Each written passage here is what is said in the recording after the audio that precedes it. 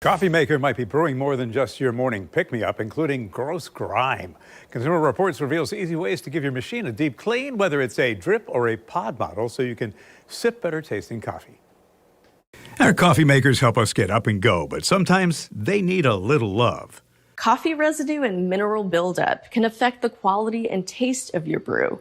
It can even cause your machine to malfunction. Consumer Reports says it's a good idea to give your machine a deep clean every 3 to 6 months.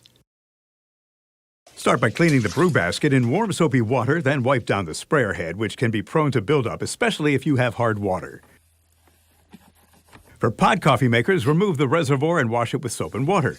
Removing coffee stains from glass and insulated thermal carafes is easy with a solution of 1 part baking soda and 2 parts hot water, and let it stand overnight. Then, rinse it thoroughly.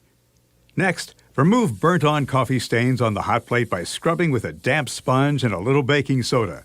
If your machine has a drip tray, now's the time to wash it thoroughly with warm soapy water as well. And then tackle those mineral deposits. Minerals in your tap water can build up in your coffee maker. Longer brew times and excessive steaming are 2 signs that it's time to descale. Check the owner's manual for instructions on descaling your machine.